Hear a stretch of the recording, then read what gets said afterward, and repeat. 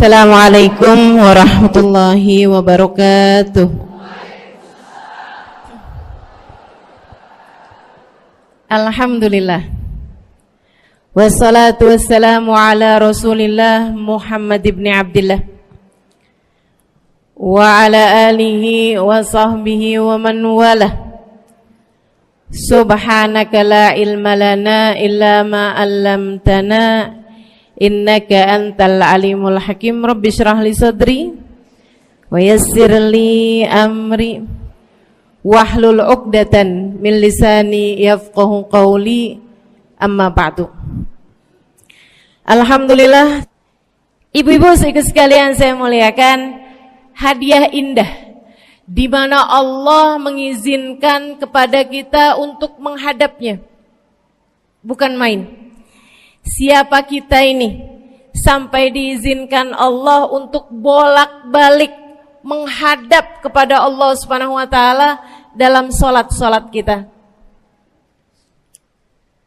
Saya pernah dengar dari para guru-guru kami, guru-guru saya. Mereka mengatakan di saat orang salat, di saat kamu salat, di saat saya salat, bukan hanya karena saya mau sholat, kamu mau sholat, akan tetapi karena kamu dianggap mulia di mata Allah, sehingga Allah izinkan dirimu untuk menghadap padanya. Ketika saya sholat, bukan hanya karena saya mau sholat, akan tetapi karena saya punya nilai di mata Allah, sehingga Allah izinkan kepada saya untuk menghadap padanya. Sebaliknya, ketika kamu tidak mau sholat, bukan hanya karena kamu tidak mau sholat, akan tetapi karena kamu sudah jatuh dalam pandangan Allah, terhina dalam pandangan Allah, sehingga Allah tidak lagi mengizinkan kepadamu untuk menghadap kepadanya. Ketika seseorang tidak sholat, bukan hanya karena dia tidak mau sholat, akan tetapi karena ia sudah tidak lagi bernilai di mata Allah, sehingga Allah tidak izinkan dia untuk menghadap padanya.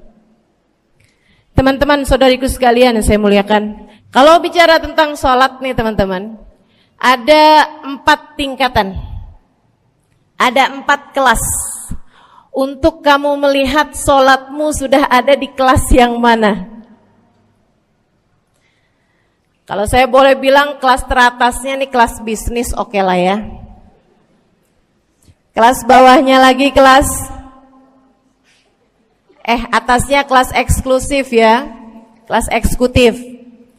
Terus bawahnya lagi kelas bisnis, bawahnya lagi kelas. Tapi ada 4 kelas, bawahnya lagi kelas gerbong. Nggak naik dalam kereta nih ya. Kelas yang paling bawah kita bahas nih, kelas gerbong nih. Kayaknya naik di atasnya nih ya, gerbongnya. Teman-teman sekalian, orang yang di saat mengerjakan sholat, dia kerjakan juga, tapi merasanya sebagai beban. Ya ampun, udah maghrib aja, baru juga asar. Ya ampun, males banget dah. Ini gak ada rusuh nih, kita kan lagi jalan-jalan nih, kita kan lagi belanja nih di Tanah Abang. Itu jamaah aja gimana sholatnya? Nah ini orang-orang yang menganggap sholatnya sebagai beban, malas kalau disuruh sholat, terutamanya subuh. Terutamanya sholat subuh. Ini Allah ceritakan orang-orang yang seperti ini adalah kelompoknya orang munafik, naudzubillah. Alladzina idza qamu ila sholati qamu kusala. Orang-orang yang kalau disuruh sholat bangun juga sih, tapi malas banget. Setan nih nemenin dia, kayak naroin batu di atas kepalanya, bikin dia berat mau ngerjain sholat. Kalau lagi tidur, ngipas-ngipasin matanya, bobo aja lagi. 5 menit lagi, 5 menit lagi. Bangun-bangun udah siang. Pernah terjadi padamu?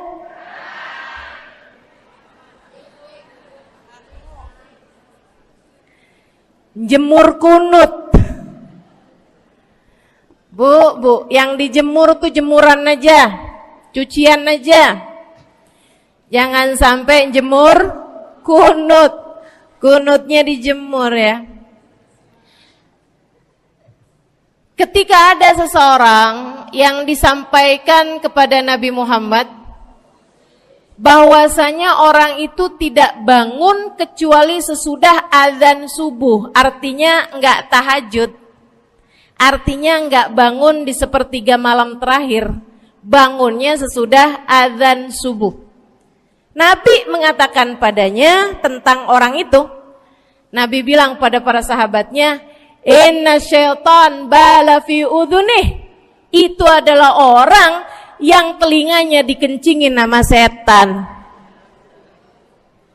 Pada pernah dikencingin setan? Kalau bangunnya habis adzan tuh dikencingin setan. Kalau bangunnya udah terbit matahari dikencingin siapa kira-kira? Insyaallah. Teman-teman saudariku sekalian yang saya muliakan, alladzina idza qamu ila salati qamu kusala, malas bener kalau diajakin salat, sampai sebagian salatnya dikerjakan keluar dari waktunya. Yang seperti ini masuk dalam firman Allah Subhanahu wa taala, a'udzubillahi minasyaitonir rajim, fawailul lil musallin alladzina an salatihim sahun. Fawailul lil musallin alladzina hum an salatihim sahun. Celaka orang-orang yang salat. Kenapa kok orang salat celaka ya Allah?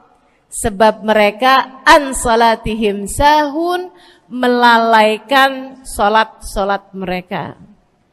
Apa maksudnya melalaikan? Imam Sayyidina Ibnu Abbas dalam salah satu tafsir beliau mengatakan alladzina yuakhiruna an waqtiha au yuqaddimuha ila ghairi waqtiha. Orang-orang yang mengakhirkan salat sampai keluar dari waktunya atau memajukannya sebelum waktunya. Mau pergi ke Tanah Abang nih, jam 11. Ntar kita ribet nih urusan sholat duhur. Dah sholatin sekarang aja. Ini orang-orang yang fawailul lil musallin. Bu, sesibuk apapun dirimu, jangan pernah ninggal sholat. Bu, lagi ngerjain perkara penting apapun kamu, jangan pernah mengakhirkan sholat. Jangan pernah mengeluarkan sholat dari waktunya. Kenapa gitu? Karena bu, sholat itu urusanmu sama Allah. Gak ada yang lebih penting daripada itu. Gak ada yang lebih penting daripada itu. Siapa yang mementingkan Allah, dia bakal dipentingin sama Allah. Siapa yang meremehkan salatnya, berarti dia telah meremehkan Allah. Siapa yang meremehkan Allah, dia akan diremehkan oleh Allah. Na'udzubillah min dzalik.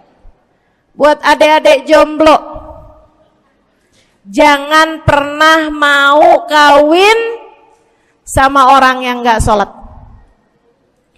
Biarpun kamu udah nunggu cukup lama, kalau ada yang lamar kamu dan dia gak sholat, jangan mau bu. Dek,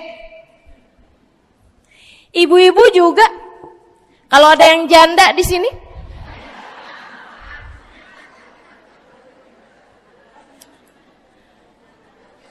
terus ada yang lamar kamu, Walaupun di garasinya ada kijang,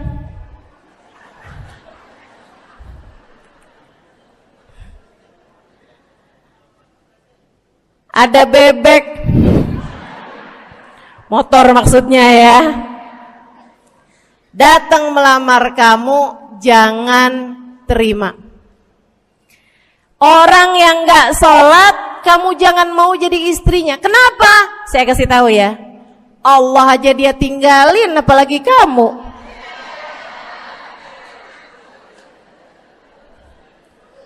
Allah aja dia tinggalin. Siapa yang tidak berguna baginya peringatan Allah, maka tidak akan berguna baginya peringatan dari siapapun. Tapi dia mencintai saya, Ustazah. Dia mencintai saya cinta mati katanya. Sekarang tungguin setahun 2 tahun, cintanya hilang, tinggal matinya. Tapi dia mencintai saya luar biasa, Ustazah. Dia tak sanggup hidup tanpa saya. Itu namanya cinta monyet. Tungguin 2 tahun, cintanya hilang, tinggal. Jangan temenan sama orang gak sholat. Dia telah jatuh di mata Allah. Maka kita pun belajar buat jadi orang-orang yang terus mendaki, terus meraih rahmatnya Allah, terus belajar buat jadi salah satu orang yang dipandang dengan rahmat oleh Allah Subhanahu wa taala. Salah satunya dengan cara kita memuliakan sholat, kita menjaga sholat. Jagain sholatnya, jangan masuk kelompok orang yang tadi itu sholatnya menjadi beban.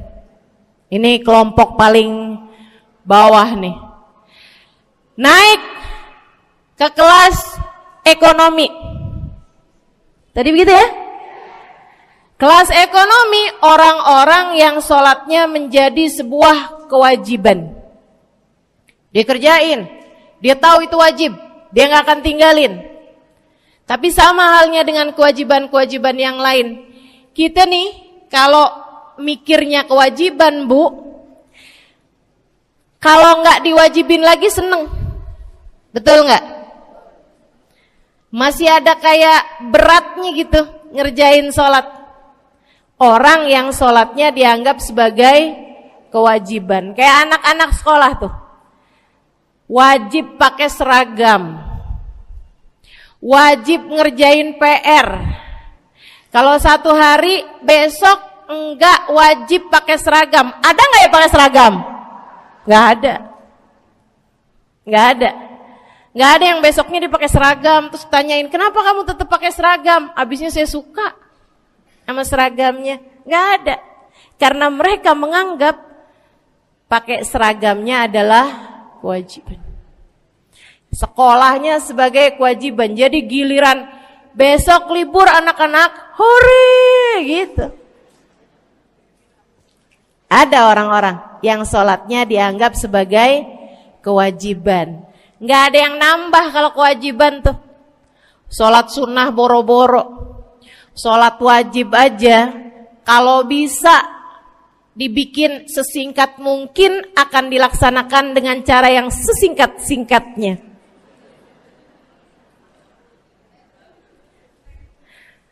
Habis ruku tidal sujud cepet bener ya. Malaikat raqib sama malaikat atid nih udah tahu aja kalau dia sholat. Habis ghairil maghdubi alaihim waladdallin. Malaikat atid bilang sama malaikat raqib, kulhu, catat kulhu udah pasti.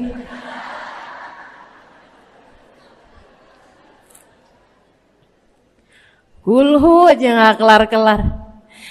Teman-teman saudaraku sekalian yang saya muliakan, sholatnya dianggap sebagai sebuah kewajiban. Nggak nambah dengan sunnah, namanya wajib. Kita naik lagi insya Allah. Sholatnya kita naikkan dari yang kewajiban kita naik menjadi kelas bisnis, sholatnya sebagai sebuah kebutuhan.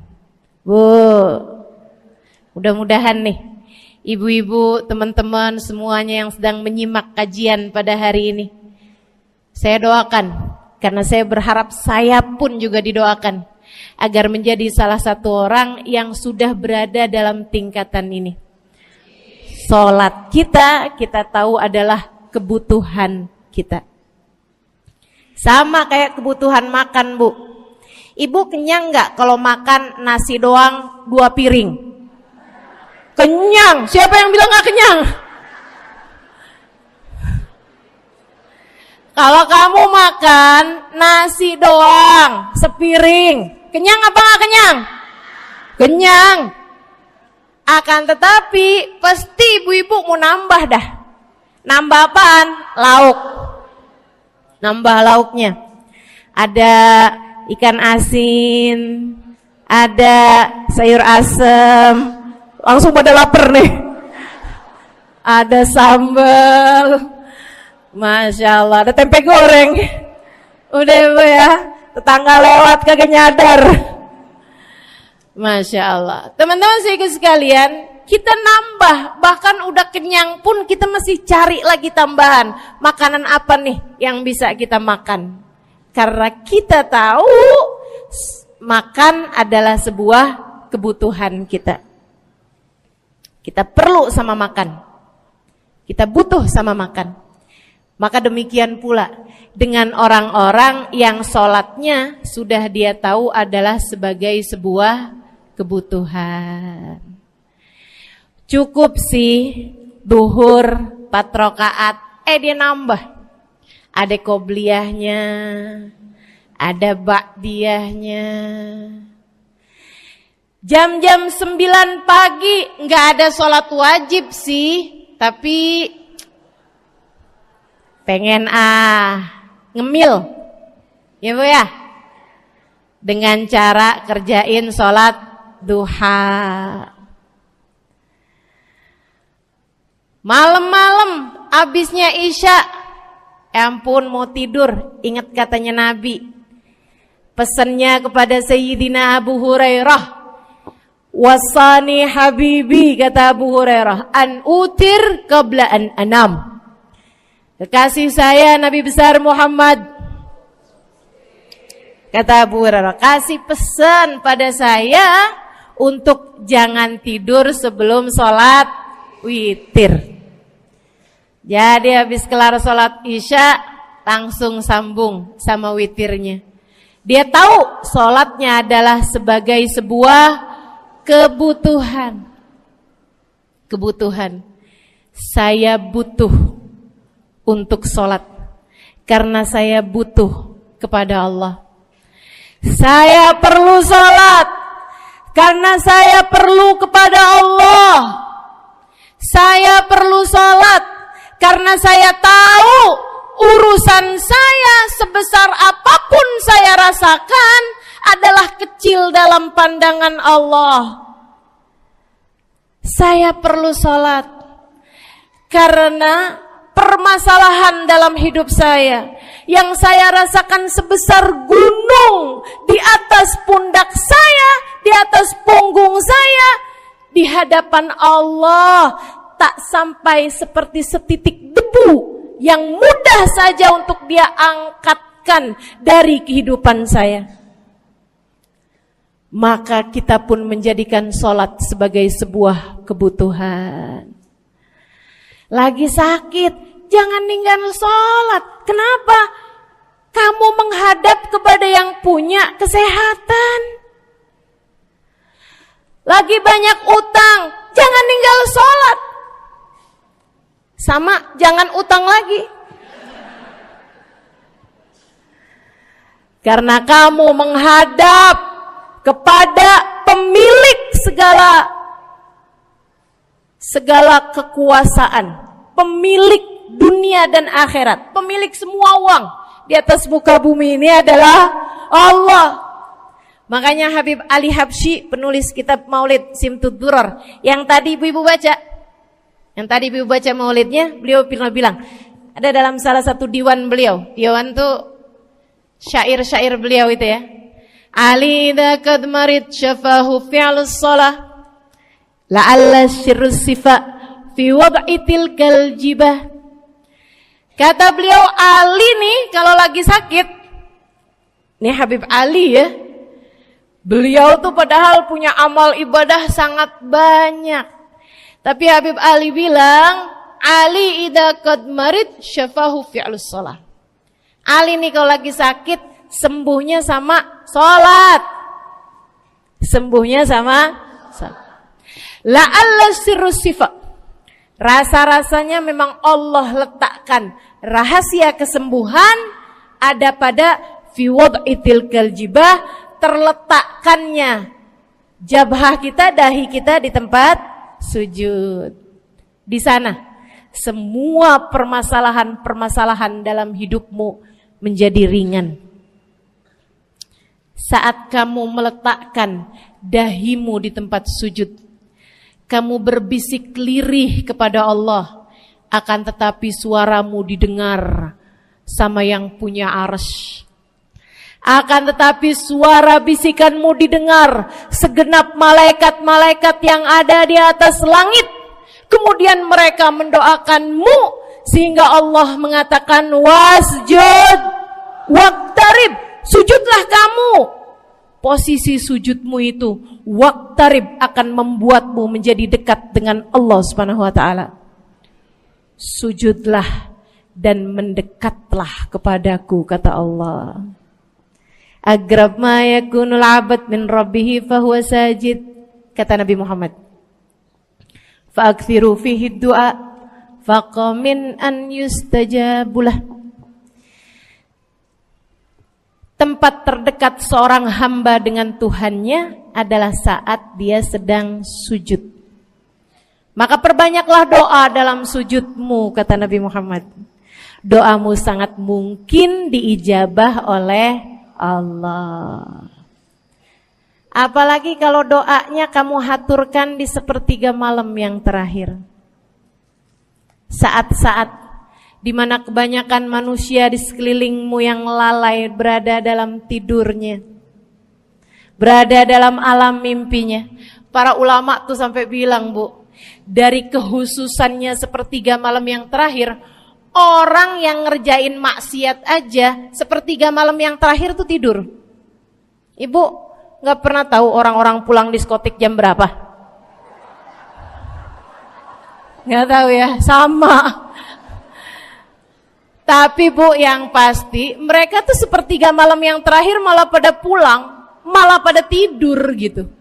Orang maksiat aja itu sama Allah dibuat tidur tuh di jam-jam yang biasanya turun rahmatnya Allah. Allah mau milih nih mana nih hamba-hambaku, pilihan-pilihanku akan aku bangunkan untuk menghadapku. Kemudian Allah Subhanahu wa taala bertanya, hal min mustaghfirin, hal min taib, hal min talibi hajatin faunilahul matalib.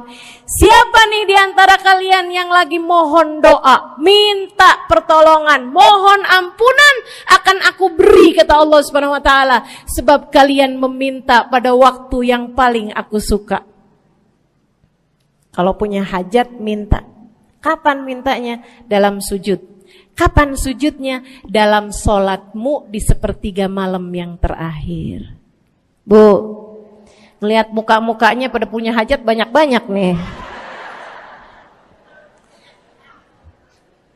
Gimana tahajudnya? Mudah-mudahan Allah jadikan kita salah satu di antara mereka yang menyibukkan diri di sepertiga malam yang terakhir, insyaallah. Sampai-sampai Bu ya, saya tinggal lama di kota Hadramut dulu. Orang-orang di Hadramut, orang awamnya, itu kalau mereka punya anak kecil umur 1 tahun, 2 tahun, 3 tahun tuh, punya anak bayi, balita gitu. Kalau mereka bangun di sepertiga malam yang terakhir, mereka akan membangunkan anak-anaknya walaupun buat main. Alasannya 2. Yang pertama, agar mereka terbiasa bangun di jam-jam segitu. Nantinya kalau besarnya mereka jadi udah kebiasaan bangun di jam segitu, gampang ngerjain tahajud. Alasan yang kedua, ibu-ibu sekalian, agar anugerah, karunia, rahmat, pemberian Allah yang Allah turunkan di sepertiga malam yang terakhir, anak-anak mereka pun berhak untuk mendapatkannya karena mereka tidak sedang dalam keadaan tidur dan dalam keadaan berjaga. Kan kebalik sama orang kita. Anak-anak kita, cucu-cucu kita kalau bangun jam segitu kita tidurin lagi, masih malam nak, masih malam. Mama masih ngantuk nak. Masya Allah. Ibu, saya punya ibunya guru saya. Saya punya guru salah satunya dan yang tercinta di hati saya, Sayyidil Habib Umar bin Hafid. Guru saya. Beliau punya ibu namanya Hubabah Zahra. Almarhumah, baru meninggal masa-masa deket pandemi. Ya Bu ya, baru aja beberapa tahun silam meninggalnya. Itu ibu-ibu sekalian punya anak kalau nggak salah 12. Kalau nggak salah 12 anak beliau. Laki-laki 5. Kalau saya nggak salah ya, mohon maaf kalau saya salah. Kemudian yang perempuan 7. Semuanya soleh-solehah. Semuanya Bu, jadi orang-orang yang luar biasa, yang terutamanya anak yang pertama yaitu Habib Ali Masyhur jadi mufti pada zamannya di Kota Tarim. Sampai wafatnya beliau masih sebagai mufti. Mufti itu Bu, permasalahannya umat semuanya ada di meja beliau untuk beliau selesaikan. Anak yang laki-laki yang paling kecil, Habib Umar bin Hafid, menjadi kita tahu semuanya ya, orang soleh, ulama, waliullah. Ibu-ibu sekalian, kita mau tahu nih, anak-anak soleh-solehah semacam itu ibunya kayak gimana gitu. Karena Bu, mohon maaf. Walaupun memang Nabi Nuh, nabinya udah soleh, anaknya gak soleh. Kan begitu ya? Ada juga sih, tapi secara mayoritasnya Bu, buah jatuhnya tak jauh dari emaknya begitu, anaknya kurang lebih begitu. Anaknya begitu, emaknya biar kita nggak lihat, kita udah bisa ngebayangin kayak apa orangnya. Ibu-ibu sekalian, nih anak-anaknya Hubabah Zahra, Masya Allah semuanya. Kita mau tahu ibunya kayak gimana. Satu cerita aja tentang Hubabah Zahra. Ibu-ibu sekalian, anaknya cerita, Hubabah Zahra, Umi, anak perempuannya, dia bilang seumur hidupnya nggak pernah ninggal tahajud. Bu, dari awal balik sampai meninggal, tidak pernah meninggalkan tahajud. Jauh banget ya? Sama siapa? Tahajud semalam, seminggu libur. Kelakuan siapa tuh? Hubabah Zahra gak pernah ninggal tahajud kecuali satu malam. Satu malam itu beliau tuh lagi ada hajat besar, maksudnya lagi kayak ada acara pernikahan, kemudian beliau juga kelelahan, kecapean, baru tidurnya juga jam-jam 2, jam-jam mau jelang pagi Bu ya. Kelewatan tahajud. Bangun pas azan subuh. Ibu, beliau bangun dengan gemeteran. Beliau bangun dengan menggigil padahal enggak musim dingin. Beliau bangun, azan, innalillahi wa inna ilaihi rajiun. Azan, astagfirullah, ya Allah, astagfirullah, azan, ya Allah, ampuni Zahra ya Allah, ampuni Zahra ya Allah. Anaknya cerita, hari itu aku tidak pernah melihat ibuku berlelehan air mata sepanjang hari lebih daripada hari tersebut. Hari itu kami melihat ada seorang perempuan berlelehan air mata beristighfar memohon ampun kepada Allah karena satu malam dalam hidupnya beliau meninggalkan tahajudnya, teman-teman. Masya Allah, Masya Allah. Tiap kali makan ingat gitu, ya ampun tadi malam gak tahajud, samihni ya Rab, samihni ya Rab, sampai gak enak makan. Insya Allah, Insya Allah. Mudah-mudahan Allah jadikan keagungan sholat ada dalam hati kita. Sholat kita jadi kebutuhan. Insya naik tingkat eksekutif, teman-teman. Tadi saya ulangin lagi dah, karena ibu-ibu kan suka rada lupaan. Kelas yang paling bawah, kelas apa tadi? Gerbong. Menjadikan sholatnya sebagai beban. Kelas berikutnya menjadikan sholat sebagai kewajiban. Naik lagi menjadikan sholat sebagai kebutuhan. Tingkat terakhirnya ada hamba-hamba tercinta di sisi Allah yang menjadikan sholat mereka sebagai sebuah hiburan dalam hidupnya, hobi dalam hidupnya. Diawali, dicontohkan oleh baginda kita Nabi besar Muhammad yang mengatakan dalam hadis sahihnya, wa ju'ilat qurratu aini fis shalah, wa ju'ilat qurratu aini fis shalah. Dijadikan, kata Nabi Muhammad, Allah telah menjadikan, dijadikan li untukku qurrat aini, kesenanganku dalam kehidupan, kebahagiaanku ada pada, hobiku ada pada as-shalah, salat. Nabi itu orang yang kesenangan beliau, hobi beliau adalah salat. Kana idza faza'ahu amrun aladha ila shalah. Kata para sahabat meriwayatkan, Nabi kalau lagi dengar kabar-kabar yang gak enak, segera menuju kepada sholat.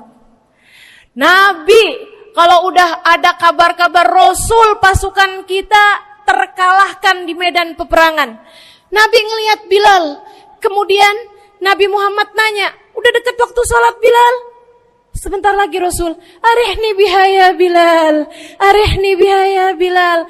Yuk Bilal, sampaikan diri saya Bilal, tolong hibur diri saya Bilal. Segera azan dan kita akan sholat bersama-sama wahai Bilal. Kesenangan beliau, hobi beliau dalam sholat, dalam hidup adalah sholat. Teman-teman saya sekalian, bukan hanya Nabi Muhammad, tapi para sahabat-sahabat Nabi Muhammad, tapi para tabi'in, para tabi'it tabi'in. Saudaraku sekalian saya muliakan, Sayyidina Umar bin Khattab alaihi ridwanullah, kana idza ja'ahu hal, apabila beliau dalam keadaan hatinya lagi khusyuk, hatinya lagi nyambung banget sama Allah Subhanahu wa taala, kalau mau salat sunnah manggil orang. Beliau sholat dalam masjid, ada orang mau sholat sunnah, ada orang lagi baca Quran dipanggil sama beliau. Kamu saya bayar ya, kamu duduk sebelah sini saya nih, baca Qurannya deketan saya sini, kamu saya bayar. Buat apaan wahai Sayyidina Umar? Buat negur saya, ngingetin saya lagi sholat nih. Oh gak usah dibayar Tuan. Yaudah kalau gitu kamu duduknya sebelah sini ya. Tugas saya apa Tuan? Kalau kamu lihat saya sholat berdirinya kelamaan, ingetin saya buat ruku. Kalau kamu lihat ruku saya kelamaan gak bangun-bangun, ingetin saya buat bangun. Kalau kamu lihat sujud saya kelamaan, ingetin saya buat duduk. Karena saya sekarang ini kalau lagi berdiri baca Al-Quran, lupa buat ruku. Dari nikmatnya bacaan Quran beliau. Baik Tuan, sholat, baca Fatihah, habis itu baca Quran. Surat Al-Quran, dapat selesai satu, kok masih enak, baca lagi, masih enak lagi, baca lagi. Yang sebelah beneran nih gak ruku-ruku. Beliau berdiri kemudian bilang, Tuan ruku, gak kedengeran. Beliau berdiri deketin telinganya, Tuan ruku, belum kedengeran juga. Ruku, Allahu Akbar. Sayyidina Umar bin Khattab. Tabi'in, Sayyidina Ali Zainal Abidin. Pernah lagi sholat, rumahnya kebakaran, teman-teman. Sholat sunnah di waktu malam, rumahnya kebakaran. Orang-orang pada teriak-teriak, Tuhan, harik, nar, ya ibn binti Rasulillah, wahai anak dari cucunya Nabi Muhammad. Tuhan, ada api di sekitarmu. Tuhan, kebakaran. Tuhan, kebakaran. Allahu Akbar. Sami Allahu liman hamidah. Enggak lihat apa-apa. Habis selesai sholat baru lihat, kebakaran nih rupanya. Orang-orang pada bilang, kami sudah mengingatkanmu Tuhan. Apa jawab beliau? Al-hadni an-narul kubro. Di depan saya ada api yang jauh lebih besar, api neraka. Saya nggak lihat api sekecil ini. Masya Allah. Saudaraku sekalian yang saya muliakan, para ulama Allah Subhanahu Wa Taala. Terakhir saya mau ceritakan Sayyidil Habib Abu Bakar As-Sakran, penulis Wirid Sakran. Kalau teman-teman pernah tahu, beliau, saudaraku sekalian saya muliakan, dapat julukan As-Sakran, orang yang mabuk. Karena mabuk kepada Allah Subhanahu Wa Taala. Beliau pernah satu waktu kena penyakit di punggungnya. Beliau kemudian tanya sama dokter, kata dokter, wah ini nih penyakit mesti diangkat, mesti dioperasi. Ya udahlah, operasiin saya. Disuguhin 1 gelas khamr di waktu yang telah ditetapkan untuk jadi waktu operasi. Apa ini? Khamr, minuman keras. Zaman itu belum ada obat bius. Dia bilang, ini buat apa? Khamr ini Tuhan, minuman keras, ya, agar engkau nggak sadar. Jadi enak gitu kita ngoperasinya. Dia bilang, saya mau dengan kesehatan saya kepengen ngerjain taat kepada Allah. Saya nggak mau. Saya dapetin kesehatan saya dengan cara mengerjakan yang diharamkan Allah, yaitu minuman keras. Saya nggak perlu ini. Waduh, kalau gitu nggak bisa dioperasi Tuhan. Kenapa soalnya? Ya nanti kan kesakitan, nanti susah operasinya gitu. Oh gampang. Kalau kalian pengen bikin saya nggak sadar, nggak perlu minuman keras. Terus gimana? Operasikan kalau saya sedang sholat. Maka mulailah, dokter-dokter udah pada siap. Beliau lagi sholat sunnah ya Bu ya. Allahu Akbar gitu. Mulai dokter buka baju belakangnya. Mulai Bu digunting kulitnya, digergaji tulangnya. Beliau Bu mukanya meringis saja enggak. Beliau ruku, dokternya ikutan nungging. Beliau sujud, dokternya ikutan menunduk juga. Beliau sholat nikmat banget. Sampai beliau selesai dari sholat, beliau nanya sama dokter-dokternya, kenapa gak nurut tadi tuh waktu saya sholat mestinya operasi. Kata dokter, udah selesai Bib dari tadi. Masya Allah. Radiyallahu ta'ala anhum wardahum. Ini bukan kelas-kelas kita. Saya cuma ceritain aja sama ibu-ibu. Bukan berarti ibu-ibu nanti pas waktu sakit bilang sama dokter-dokter gak usah dibius. Beda hati Bu, beda hati. Ibu ya, beda iman, beda semuanya kita sama mereka. Yang pasti, makanya saya kan yang ini nggak doa nih. Pas yang kebutuhan tuh baru saya doa. Kenapa? Karena kayaknya tingkatan kita dah Bu ya. Mentok dah, sampai kebutuhan itu dah. Insya Allah, mudah-mudahan Allah jadikan kita orang yang menjaga salat insya Allah. Rabbi jalni muqimas salah wa min dzurriyyati amin. Rabbi jalni muqimas salah wa min dzurriyyati amin. Rabbi jalna muqimis salah wa min dzurriyyatina rabbana wa taqabbal du'a. Ala hadhihi niyyah bi kunniyah salihah ila hadratin nabi al-Fatihah. Syaitanir rajim. Bismillahirrahmanirrahim. Alhamdulillahirabbil alamin. Ar-Rahmanir-Rahim. Maliki yaumiddin. Iyyaka na'budu wa iyyaka nasta'in. Ihdinas siratal mustaqim, siratal ladzina an'amta 'alaihim, ghairil maghdubi 'alaihim waladdallin. Amin. Taqabbalallah minna wa minkum, taqabbal ya karim. Sama-sama kita hormati, kita sayangi segenap keluarga besar dari Majelis Ta'lim Raudhatul Aliyah di bawah pimpinan Ibu Ayu Komaladewi Kita doakan semoga beliau beserta segenap keluarganya senantiasa dalam limpahan rahmat ridha Allah Subhanahu wa taala. Juga kita doakan Ustazah Nabilah Al-Haddad sebagai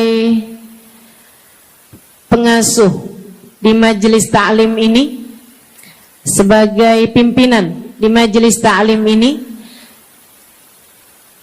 Bu Ayu dan Ustazah Nabilah sekeluarga semuanya insyaallah senantiasa dalam pandangan kasih sayang Allah SWT. Panjangkan umurnya, disehatkan badannya, dimudahkan urusannya, kabulkan hajatnya, semakin dicinta Allah SWT dan Rasulnya.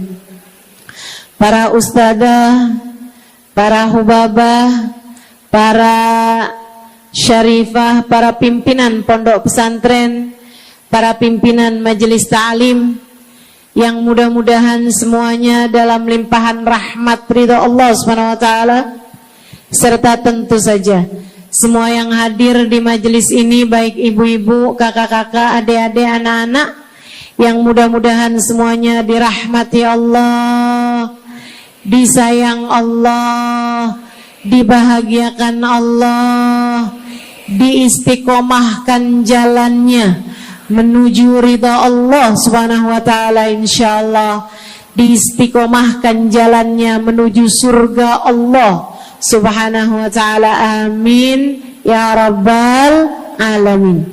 Qul amantu billah thumma istaqim, kata Nabi Muhammad sallallahu alaihi wasallam kepada seorang pemuda yang meminta nasihat. Ya Rasulullah, ausini, wahai Rasul, tolong nasihati aku. Kita kalau ketemu orang mulia jangan minta duit, Bu. Kita kalau datang ketemu sama orang-orang yang kita tahu doanya mustajab, sangat soleh, hidupnya baik, apalagi jika dia adalah kekasih Allah Subhanahu wa taala. Kamu kalau berjumpa dengan ulama, jangan minta sesuatu yang duniawi. Tirulah para sahabat ketika berjumpa dengan Nabi Muhammad. Biasanya mereka meminta satu dari dua hal. Yang pertama, mereka minta doa. Ida'ili ya Rasulullah, doakan aku wahai Rasul. Ibu juga gitu. Kalau ketemu sama ulama, ketemu orang soleh, ketemu kiai, ketemu habib yang kita tahu doanya mustajab, bertemu hubabah, mintalah doa. Tapi jangan hanya sekedar urusan doa duniawi, Bu. Doa duniawi itu yang gimana, Ustazah? Doa yang kalau diijabah nggak akan manfaat begitu kamu masuk dalam alam kubur. Itu namanya doa duniawi. Ustazah, doakan saya biar saya cepat kebeli rumah. Bu, kalau mati rumahnya dibawa gak? Ustazah, doakan saya kepengen beli HP baru. Dibawa gak HP-nya? Enggak. Itu namanya doa duniawi. Ustazah, Doakan biar suami saya tambah cinta.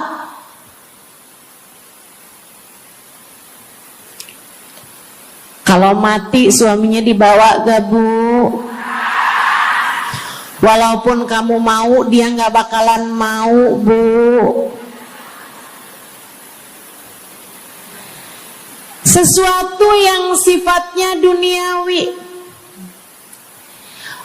Ustazah, doakan biar anak saya soleh. Duniawi apa bukan? Bukan.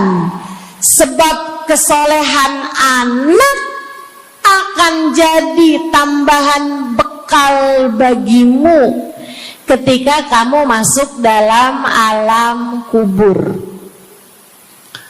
Jadi nggak boleh nih ustazah doa urusan duniawi atau minta didoakan urusan-urusan duniawi. Boleh, tapi jangan cuma itu. Nanti takutnya kamu nyesel.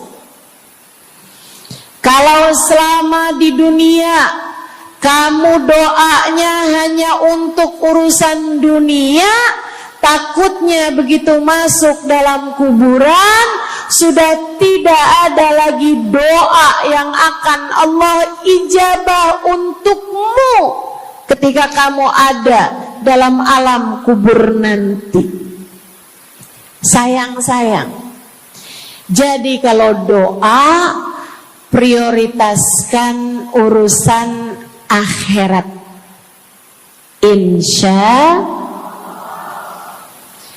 saya berasa banget jadi orang yang sering dimintain doa sekaligus juga sering minta doa. Saya kalau ketemu orang soleh, ketemu habaib, ketemu hubabah, saya akan minta doa, nggak pernah minta duit saya. Ida'ili ya hubabah, ida'ili ya habib. Serius sekalian, sebagai orang yang sering juga dimintain doa, ustazah doakan saya. Banyak tuh. Saya merasakan perbedaannya saat saya ada di Tarim sama ketika saya sudah pulang dan kembali ke negeri ini. Waktu saya di Tarim, orang kalau minta doa sama saya, usik berdoa, tolong ya doain saya. Saya suka tanya, doa apa? Selalu aja, hampir semuanya mengatakan hal yang sama. Ida'ili bihusnil khatimah. Doakan saya biar husnul khatimah. Begitu nyampe ke Indonesia, kalau ada orang bilang ustazah doain saya, biasanya lanjut tuh doanya, minta apa langsung dibilang, nggak pakai tanya. Ustazah doain saya biar utang cepat lunas.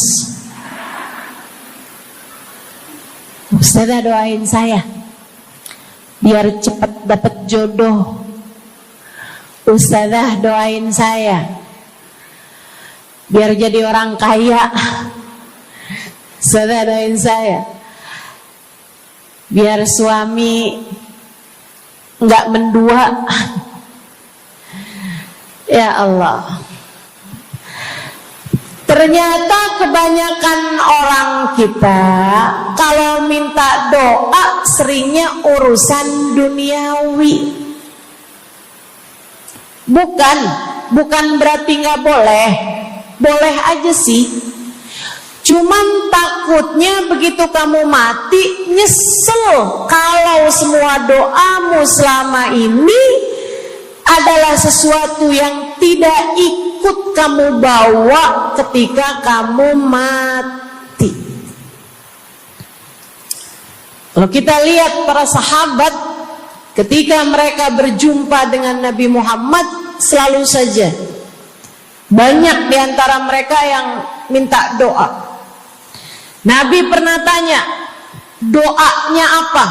Macem-macem jawaban para sahabat. Ada yang begini, Harithah menjawab, ida'ili an yarzuqani Allah asyhada fi sabilih. Rasul, doakan saya biar saya dikaruniai mati syahid di jalan Allah. Ada lagi yang lain doanya, ya Rasulullah, id'ili an yarzuqani Allah murafaqatan bika ya Rasulullah. Doakan biar saya nanti di masa sesudah kematian saya, di masa akhirat nanti bisa mendampingimu wahai Rasulullah, bisa berjumpa denganmu wahai Rasul, bisa ada dalam rombonganmu wahai Rasulullah. Doa-doa yang sangat ukhrawi, doa-doa yang sangat akhirat, karena mereka sudah faham tujuan hidup sesungguhnya adalah mencari ridha Allah Subhanahu wa ta'ala. Tujuan hidup sesungguhnya adalah bergerak menuju surga Allah Subhanahu wa ta'ala. Tujuan hidup sesungguhnya adalah berpulang kepada Allah dalam keadaan Allah ridha kepada kita. Sahabat tuh minta didoakan, sama yang kedua minta nasihat. Kita juga nyontoh, kalau ketemu orang soleh, kalau ketemu ulama, kalau ketemu habaib, ketemu kiai, ketemu bunyai, ketemu hubabah, ketemu ustadzah, ketemu ustadz, minta nasihat. Selain daripada minta doa, mintalah nasihat. Hal ini dicontohkan oleh para sahabat kepada Nabi Muhammad. Datang seorang pemuda berjumpa Nabi Muhammad sallallahu alaihi wasallam. Kemudian bertanya, ya Rasulullah, ausini, wahai Rasulullah, berikanlah nasihat kepadaku ini. Nabi Muhammad tersenyum, senang, bangga, karena mengerti bahwa umatnya faham apa yang harus diminta dari nabinya. Nabi berkata kepadanya, qul amantu billah thumma istaqim. Kata Nabi Muhammad, ucapkanlah, aku beriman kepada Allah, kemudian istiqomahlah kamu di jalan Allah. Nasihat Nabi Muhammad buat pemuda tersebut, nasihat Nabi Muhammad buat pemuda-pemuda umatnya sepanjang zaman, nasihat Nabi Muhammad buat umatnya baik yang muda maupun yang tua, baik laki-laki maupun perempuan, baik yang pintar maupun yang kurang pintar. Semua umatnya dinasehati sama Nabi Muhammad. Karenanya akan saya sampaikan hal ini kepadamu hari ini. Quli, ucapkanlah, amantu billah, aku beriman kepada Allah. Tsumastaqimi, kemudian istiqomahlah kamu, wahai saudariku, di jalan Allah. Katakanlah, aku beriman kepada Allah. Kemudian istiqomahlah. Istiqomahlah. Nasihat yang sangat indah dari baginda kita Nabi besar Muhammad, yang Allah karuniakan kepadanya jawami'al kalim, dapat selalu berbicara dengan kata-kata yang ringkas tapi padat. Nabi itu ucapannya ringkas tapi padat. Nggak kayak saya, Bu, udahlah panjang. Dan ya, mudah-mudahan Allah jadikan ucapan-ucapan kita jadi kalimat-kalimat yang akan membawa kita menuju surga. Jadi ucapan-ucapan yang akan bawa kita menuju ridha Allah SWT. Ibu-ibu, kita sama-sama belajar, biar kalau ngomong itu enggak panjang-panjang, akan tetapi bermutu, berkualitas. Terutama Bu, ibu kalau ngomong sama anak-anak ibu, kadang-kadang panjang bener. Padahal itu aja, anak sampai hafal. Iya mah, katanya gitu. Betul gitu? Nabi kalau ngomong pendek aja tapi penuh makna. Nabi kalau bicara seringkali nggak panjang-panjang tapi sangat berarti. Satu hadis beliau saja bisa disyarahkan, diberi keterangan, hingga bahkan berkitab-kitab banyaknya. Ibu-ibu sekalian, salah satu dari ucapan ringkasnya Nabi Muhammad, amantu billah, kata Nabi, qul amantu billah, tsumastaqim, ucapkanlah, aku beriman kepada Allah, kemudian istiqomahlah di jalan Allah. Apa itu istiqomah? Lurus, jangan belok-belok. Lurus, jalan terus. Jalannya adalah jalan yang lurus. Itu yang selalu kita minta dalam tiap rakaat sholat kita. Kita berdoa kepada Allah, ihdinas siratal, ya Allah, tempuhkanlah untuk hidup kami ini jalanmu yang lurus. Sama kayak kamu lagi bilang, ya Allah, karuniakanlah dalam kehidupan kami keistiqomahan di jalanmu ya Allah. Kamu selalu minta istiqomah 17 kali sekurangnya tiap hari. Betapa sangat pentingnya istiqomah ini, saudaraku sekalian. berada dalam jalan yang lurus.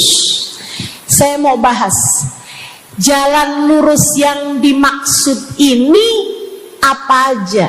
Satu, kamu harus lurus imannya. Amantu billah, aku beriman kepada Allah. Kata Nabi Muhammad sallallahu alaihi wasallam, "Qul amantu billah," ucapkanlah, aku beriman kepada Allah. Maka istiqomah tersebut yang nomor satu adalah dalam urusan keimanan. Bu, Kak, Dek, Nak, yang lurus imanmu. Iman yang lurus tuh yang gimana, Ustazah? Iman yang lurus adalah memahami dua kalimat syahadat yang menjadi pintu gerbang keimananmu. Orang kalau masuk Islam, dia jadi orang yang beriman, dia mengucapkan kalimat syahadat. Apa itu? La ilaha illallah. Yang pertama. Yang kedua, Muhammad Rasulullah. Tidak ada Tuhan selain Allah. Itu harus kamu miliki dalam hatimu secara lurus, istiqomah. Gak ada Tuhan selain Allah. Jangan hari ini Tuhannya Allah, besoknya Tuhannya duit.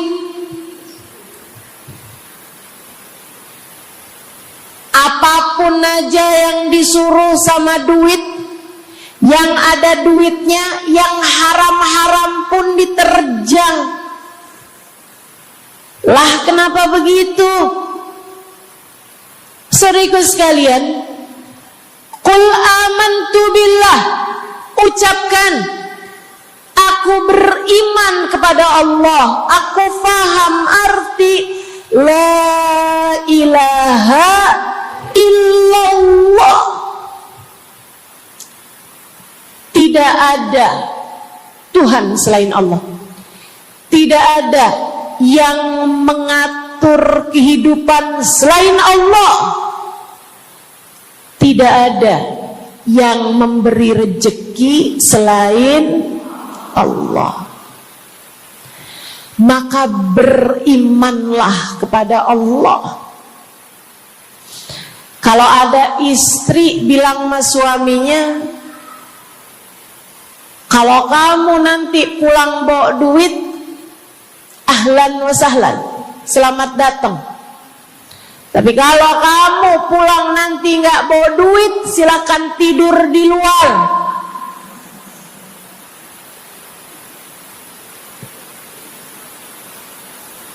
Kamu sepertinya kurang beriman. Kamu lupa bahwa pemberi rezeki bukan suamimu, melainkan yang ngasih rezeki itu cuma satu, Bu. Namanya bukan pekerjaan, bukan atasan, bukan pemerintah. Yang ngasih rezeki cuma Allah Subhanahu wa ta'ala. Maka berimanlah atas hal itu. Jangan nyalahin si ini, nyalahin si itu. Imanmu benerin. Imanmu benerin. Banyak orang saya liatin itu suka pada repot urusan rezeki. Banyak banget. Di dunia ini nih banyak yang suka repot urusan rezeki. ngejar dunia abis-abisan, ngejar duit segala macam cara, sampai omongannya nggak jadi omongan orang beriman.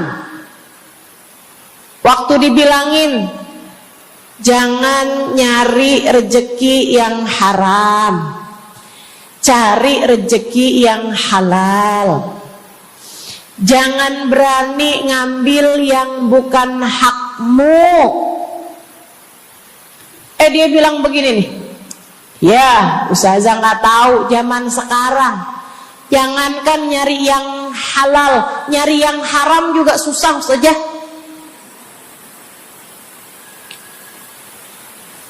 Itu omongan orang nggak beriman. Kamu mesti ngerti dulu, kalau yang kamu minta adalah urusan rezeki, dengerin.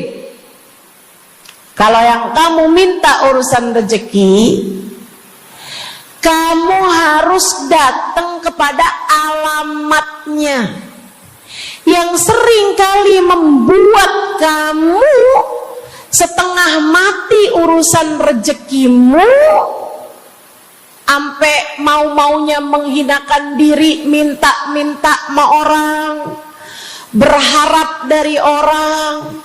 Seorang ibu berharap dari anaknya, seorang istri berharap dari suaminya. Saudariku sekalian, yang sering kali membuat kamu tersiksa urusan rezeki adalah karena kamu salah alamat. Kamu salah alamat. Kamu sedang tersesat jalan. Kamu sedang salah arah. Makanya jadinya kemana-mana kamu nggak nemu. Orang alamatnya aja salah. Ini kalau kamu mau ke Kubah Mas, tapi kamu perginya ke Taman Mini, nyampe apa nggak nyampe? Dapat apa enggak majelisnya? Nggak dapat. Kenapa? Salah alamat. Yang dicari Kubah Mas, kamu perginya ke Keong Mas. Nggak nyampe, nggak dapat. Saya kasih tahu padamu, alamat rezekimu ada pada Allah. Alamat rezekimu ada pada Allah. Alamat rezekimu ada pada Allah. Maka berimanlah kepadanya, fahamilah arti la ilaha illallah. Tidak ada Tuhan kecuali Allah. Gak ada yang ngasih rezeki selain kamu. Lagi sakit, kamu mau nyari obat, saya kasih tahu alamat obatmu. Alamat yang bisa menyembuhkanmu hanya satu, namanya urusan rezeki. Allah sudah bilang, huwar razzaq dzul quwwatil matin. Allah lah satu sang pemberi rezeki. Allah lah satu sang pemilik kekuatan sejati. Jadi kamu kalau mau nyari rezeki, datanglah ke alamatnya, datanglah kepada Allah. Kamu lagi mau nyari kesehatan, jangan salah alamat. Datanglah kepada sang pemilik kesehatan. Alamatnya yaitu Allah yang telah mengatakan, fa idza maridtu fa huwa yashfin. Katanya Nabi Allah Ibrahim, apabila saya sakit, maka hanya Allah lah yang maha menyembuhkan. Berarti nggak boleh pergi ke dokter gitu Ustazah? Silahkan pergi ke dokter, pergi ke apotik, datang kepada orang yang doanya mustajab, minta didoakan. Tapi semua hanyalah sebab, semua hanyalah wasilah. Sang penyembuh sejati adalah Allah. Saudariku sekalian yang saya muliakan, kalau kamu merasa saya lemah Ustazah, gak punya kekuatan, kalau kamu merasa saya bodoh Ustazah, saya tidak mengerti di mana alamat ilmu, di mana alamat pengetahuan. Bu, Kak, Nak, anak-anak nih yang masih lagi belajar di pondok pesantren, yang masih lagi belajar di mana-mana, saya kasih tahu padamu, alamat ilmu ada pada Zat yang Maha Satu, namanya Allamal insana malam ya'lam. Allah lah yang mengajari manusia apa yang tidak dia ketahui. Pengen dapat ilmu, datanglah kepada Allah. Pengen punya kekuatan, datanglah kepada Allah. Saya udah tua Ustazah, saya janda pula Ustazah, saya nggak punya kekuatan ya Ustazah. Kekuatanmu hanya ada pada Zat yang Maha Satu, Allah Subhanahu wa Ta'ala. Datanglah selalu padanya. Imanmu jangan biarkan ia naik turun. Imanmu biarkan ia kokoh di dalam hatimu. Jangan percaya kalau ada yang bilang kekuatan ada pada uang. Jangan percaya. Percaya hanya satu aja, kekuatan ada pada Allah. Jangan percaya orang bilang kekuatan ada pada kecantikan. Kalau kamu cantik, kamu kuat, suamimu gak akan kemana-mana. Jangan percaya, Bu. Percaya hanya satu aja, kekuatan ada pada Allah Subhanahu wa Ta'ala. Kamu takut terjadi hal-hal yang buruk bagimu, bagi anak-anakmu. Kamu kepengen ada yang jaga. Ibu, gak usah pusing-pusing mau nyari bodyguard, gak usah pusing-pusing mau sewa security, pengamanan. Sebab sang pemberi keamanan hanya satu, namanya Wallahu ya'simuka minan nas. Hanya Allah satu yang dapat menjagamu dari kejahatan manusia. Qul a'udzu birabbin nas. Katakanlah, aku berlindung kepada sang penjaga manusia, sang pemelihara manusia, sang pengasuh manusia, Allah Subhanahu wa ta'ala. Berimanlah padanya, istiqomahlah. Bu, gak ada yang bisa bikin orang meninggal selain Allah. Gak ada. Tapi dia ditabrak orang, Ustazah. Kalau gak ditabrak dia gak bakalan mati. Kamu kebalik. Justru karena dia harus mati, Allah jadikan dia ditabrak. Jelas? Ini imannya mesti yang benar nih. Jangan kamu kira ini ada dokter malpraktek sehingga dia kemudian meninggal dunia. Jangan kamu kira karena salah minum obat dia mati.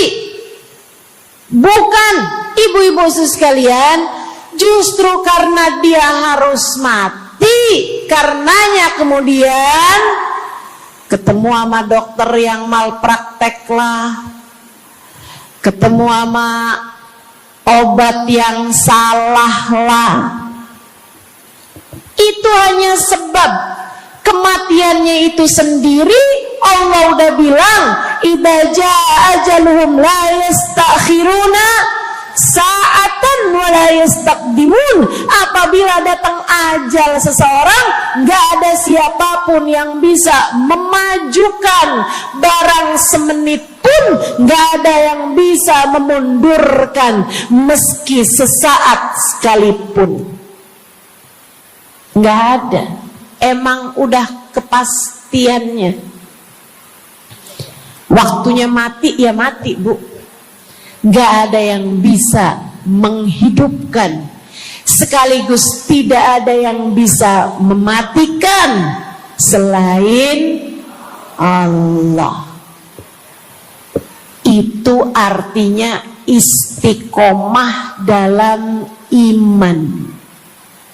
Tapi tunggu dulu, sebelum saya lanjutkan istiqomah yang lain.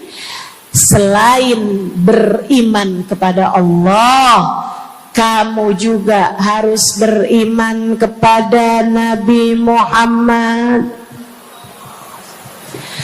Kamu harus beriman kepada Nabi Muhammad. Beriman bahwa beliau adalah, a'udzubillahi minasyaitonirrajim, qul innama ana basyarum mithlukum yuha ilayya. Dua-duanya harus seimbang. Innama ana basyarum mithlukum, tapi juga yuha ilayya. Katakanlah wahai Nabi Muhammad, aku adalah seorang manusia seperti kalian. Saya punya badan, saya punya perasaan. Kalau nggak makan-makan saya lapar. Kalau habis makan nggak minum saya haus. Kalau beberapa hari saya nggak tidur, saya ngantuk. Qul innama ana basyarun